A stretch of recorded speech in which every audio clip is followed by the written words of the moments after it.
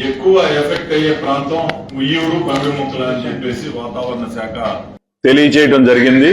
అది నిన్న మధ్యాహ్నం నుంచి కూడా ఆ న్యూస్ మనకి తెలియడం జరిగింది. మీరు ఏది పని చేసినా ఈ 5-6 గంటల్లోనే ఎక్కువ పని చేయగలరు. దయవుంచి విలేజ్ సెక్రటరీస్ అందరూ కూడా విలేజ్ లోనే ఉండాలి. ఇంకా ఎవరైనా రాకపోయినా వాళ్ళకి ఎండిఓ గారు అలాగే ఎంఆర్ఓ గారు కూడా కోఆర్డినేట్ చేసుకుని వాళ్ళందరినీ కూడా అక్కడే ఉండేటట్టుగా చూడాలి.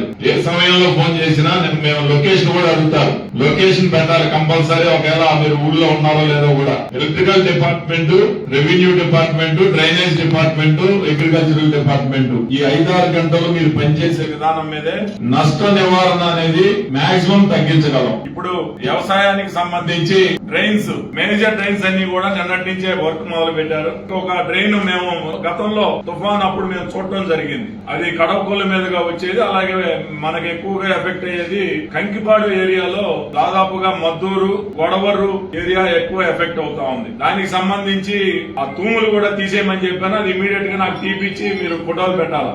మీరు కంకిపాడు ఏవోతో కూడా కోఆర్డినేట్ చేసుకోవాలా. ఇప్పుడు ఇది ఎలక్ట్రికల్ డిపార్ట్మెంట్ వర్క్, ఇది డ్రైన్ వర్క్ ఆడు చూసుకుంటారనేది వద్దు. ఇది సమిష్టి కృషితోనే ఇది చేయగలం. మీకు ఒక మంచి అవకాశం. ఎందుకంటే పని చేయడానికి మీ సమర్థత ప్రూవ్ చేసుకోవడానికి ఇది ఒక అవకాశం. మనం బాగా చేశాము అనేది ప్రజల్లోకి వెళ్లాలా. ఎంత నష్టం జరిగినా గానీ సమయానికి మనం స్పందించి ముందే తుఫాన్ వస్తుందని తెలిసి ముందే స్పందించి ఇవన్నీ కూడా ఏర్పాట్లు చేసుకున్నారు అనేది మీకు మంచి పేరు వచ్చే, ఒక అధికారిగా మీకు మంచి పేరు వచ్చే అవకాశం ఉంది. కాబట్టి తప్పకుండా మీరందరూ కూడా విలేజ్ లో అందుబాటులో ఉండి కరెంటు జనరేటర్లు ఇందాక అన్ని కూడా మాట్లాడుకున్నాం. ఇది ప్రెస్ కూడా చెప్తున్నాం. మనం ఇది పబ్లిక్ కూడా వెళ్ళాలా. మేము వరద వచ్చినప్పుడు యనమల కుదురులో నేను చూసా స్వయంగా. రేపు వచ్చి మునిగిపోతున్నానగా మైక్ పట్టుకొని చెప్పాం. మేము ముంపుకు గురవుతే మీరు బయటికి రండి అని అంటే రెండమ్మా అంటే ఎవరు రాలా. మొత్తం ఒక ఫ్లోర్ మునిగిపోయి 2వ ఫ్లోర్ కి వచ్చే టైంలో ఎప్పుడు ఇంత ఎఫెక్ట్ రాలేదండి, మేము వస్తుందనుకోలేదు అని వాళ్ళు ఫోన్ల మీద ఫోన్లు చేసి పడవలు పంపించండి అని చెప్పి అడిగారు. ఇప్పుడు ఏదైతే ఎంఆర్ఓ గారు చెప్పారో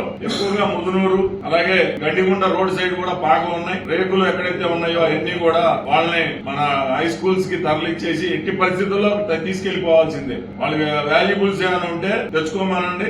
అక్కడి నుంచి హై స్కూల్స్ లోకి వెళ్ళిపోవాలి. అక్కడ ఎవరైతే మధ్యాహ్న భోజనం ఉన్నారో వాళ్ళందరినీ కూడా సరుకులు అవన్నీ కూడా ఏర్పాటు చేసుకోవటం, మంచినీళ్ళకి సంబంధించి జనరేటర్లు ఏర్పాటు చేసుకోవటం, అలాగే అవసరమైతే జేసీబీ ఉండాలి. ఎక్కువగా మీకు ఉపయోగపడేది ఎక్కడైనా చెట్లు పడిపోతే జేసీబీ అనేది ఇక్కడి నుంచి అక్కడికి వచ్చే లోపు ఎలక్ట్రికల్ డిపార్ట్మెంట్ వాళ్ళు మీరే అక్కడ ఒక జేసీబీ యాడ్ చేసుకుని ఉంటే మీరు క్లియర్ చేసుకుంటే అక్కడ ఉన్న ఎలక్ట్రికల్ సిబ్బంది పనిచేయడానికి లైన్ మ్యాన్లు కానీ ఎలక్ట్రికల్ మొత్తం కూడా విలేజ్ లోనే ఉండాలి. ఏ విలేజ్ సంబంధించిన వాళ్ళు ఆ విలేజ్ లోనే ఉండాలి. మీరు అవసరమైతే పంచాయతీ స్టాఫ్ ని సపోర్ట్ తీసుకోమని చెప్పండి. అక్కడ రీస్టోర్ చేసుకునే విధంగా మీరు అందరూ కూడా చేయాలి. అది మనమే వెళ్ళి చేయాలి అనేది వద్దు. వెళ్తాం, మీరు వెళ్ళాలా, కానీ ఈ లోపే సగం వర్క్ అక్కడ కంప్లీట్ అయిపోవాలి. టీం వర్క్ అనేది చాలా ఇంపార్టెంట్. కాబట్టి ప్రతి ఒక్కరూ కూడా మరి ఇది నా పని అని డిపార్ట్మెంట్ కి సంబంధం లేకపోయినా గానీ ఇది మన పని అని చెప్పేసి మీరు అందరూ కూడా చేసి ఎక్కువగా పంట నష్టం అనేది జరగకూడదు.